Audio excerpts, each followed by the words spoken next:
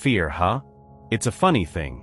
We all know it, feel it, and most of us try to dodge it like a bad date. But what if I told you that fear isn't just that creepy feeling you get when you hear a noise in the dark? It's way deeper than that.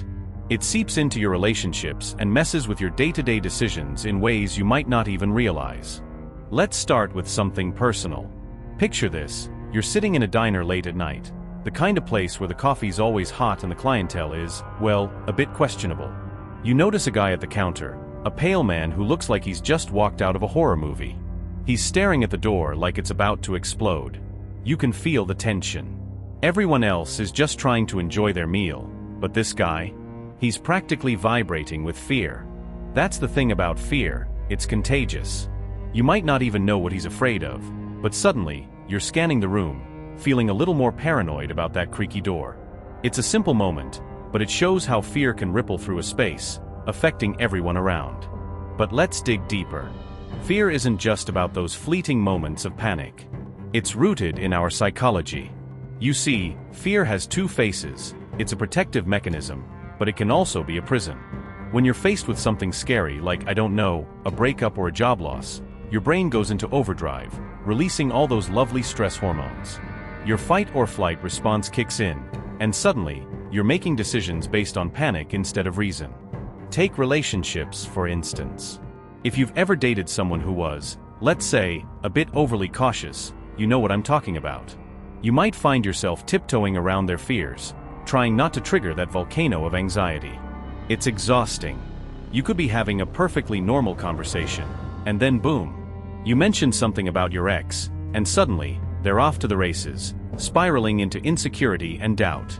Imagine being in a relationship where every little comment feels like a landmine. It can make you second-guess yourself, right? You start to filter what you say, and before you know it, you're walking on eggshells, just trying to keep the peace. It's not just uncomfortable, it can create a chasm between you and your partner. But here's the kicker: fear doesn't just impact personal relationships, it bleeds into decision-making in all areas of life. Think about it. When you're scared of failing, you might avoid taking risks. You know, that job opportunity that could? Yeah, you might just pass it up because the fear of failure paralyzes you.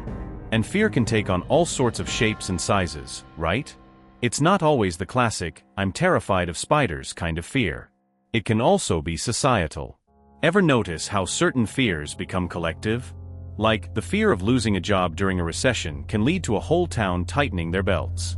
Everyone's suddenly afraid to spend money, and that fear just feeds itself. It becomes this weird cycle where everyone's so scared they end up making choices that only make things worse. Let's get into some historical context. The 1930s, for example, people were paralyzed by the fear of the Great Depression. That fear changed the way families interacted, how they spent money, and even how they raised their kids. You had parents teaching their children to save every penny because they lived through that uncertainty. And that fear? It shaped generations. On a more personal level, think about urban legends. These stories often sprout from societal fears. Maybe you've heard tales about a creepy figure lurking in the shadows of your childhood neighborhood. Those stories don't just keep kids up at night, they reflect the very real anxieties of the community. They feed on what people are afraid of and give them a face, a story, something to talk about. But wait, what about the role of technology? Nowadays, social media can amplify those fears like no other. You scroll through your feed and see headlines screaming about the latest disaster or political crisis. It's relentless. You can almost feel your anxiety levels rise as you consume that content. Suddenly, you're not just afraid of your own little world, you're terrified of the global one. And here's where it gets interesting. Fear can motivate action too. Take climate change, for example. For many, the fear of an uncertain future is what drives them to advocate for change. They see the stakes and decide to act. But that fear can also lead to despair, making people feel like nothing they do will ever be enough. Now, let's circle back to relationships. Imagine you've got a partner who's deeply afraid of commitment. They might hold back from fully investing in the relationship out of fear of getting hurt. You might feel that tension and start questioning your worth. It's a vicious cycle. Their fear becomes your insecurity, and suddenly, you're both stuck in this loop of anxiety. But what if you could break that cycle? What if you had the tools to communicate openly about those fears? It's not about dismissing them, it's about acknowledging them and working through them together. When both partners can express their fears without judgment, it creates a space for growth, understanding, and ultimately, a stronger bond. And here's a thought: fear can also be a catalyst for change. Think about how many people have turned their fears into fuel. They face down their anxieties, whether it's through therapy, support groups, or simply talking it out with friends. It's like wrestling a shadow. It's not easy, but once you do, you realize it's not as scary as it seems. But let's not sugarcoat it. Fear can also be crippling. There's a reason so many people feel paralyzed in the face of it. You might think, oh, I'll just push through, but sometimes that's easier said than done. You might have the best intentions, but fear can twist your perception. It can make even the most rational person feel like they're losing their grip. So, what do you do with that fear? You can't ignore it, it's part of being human. But you can acknowledge it, sit with it, and reflect on how it's impacting your life. You might even find that by facing those fears, you can make better decisions that are grounded in reality rather than anxiety.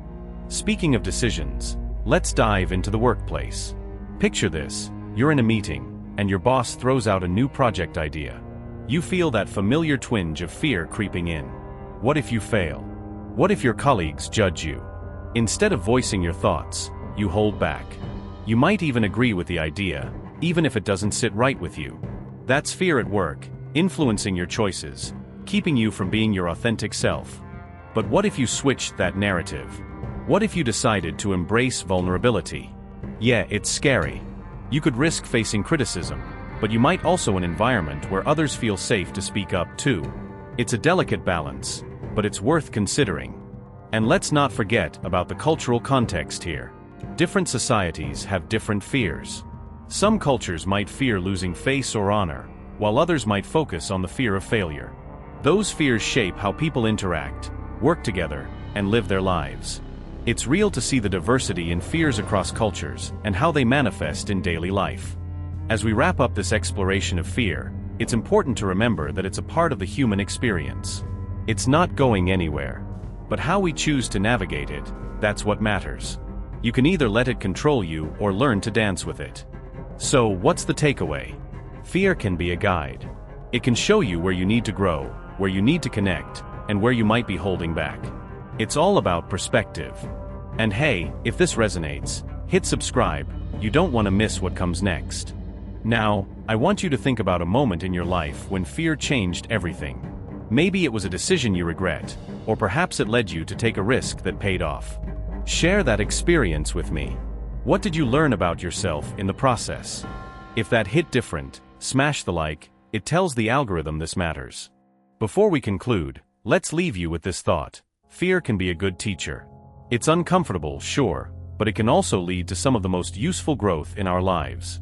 Embrace it, learn from it, and remember, it's okay to be scared. What matters is what you do next. So, as we finish up, don't let fear hold you back. Lean into it, confront it, and see where it takes you. And don't forget to subscribe and turn on notifications to keep up with more content like this. Take care, and remember, fear is just a feeling. It doesn't define you.